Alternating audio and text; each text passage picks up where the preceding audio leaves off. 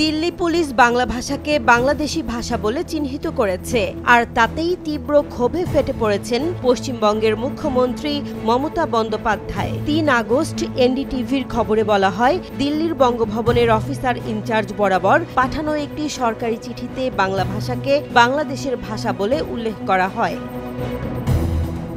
চিঠিটি লেখা হয় ফরেনার্স অ্যাক্টের আওতায় ৮ জন সন্দেহভাজন বাংলাদেশি নাগরিককে গ্রেফতারের পর মামলার তদন্তের স্বার্থে অনুবাদকের প্রয়োজন জানিয়ে সেই চিঠিতে উল্লেখ করা হয় বাংলাদেশি জাতীয় ভাষার জন্য অনুবাদক প্রয়োজন।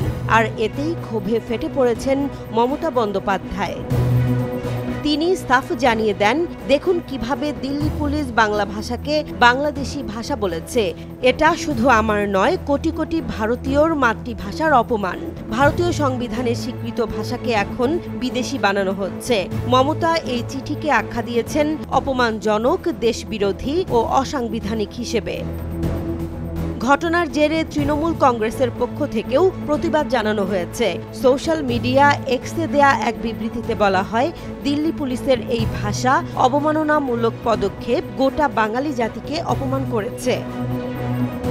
এদিকে অনেকেই চিঠির বিরুদ্ধে ক্ষোভ জানিয়েছে সামাজিক মাধ্যমেও। বাংলা কি তবে বিদেশি? এই প্রশ্নে উত্তাল ফেসবুক, এক্স সহ নানা প্ল্যাটফর্ম। অনেকে বলছেন, ভাষা নিয়ে এমন অসচেতনতা প্রশাসনিক দায়িত্বে থাকা কারো কাছ থেকে কিভাবে আশা করা যায়?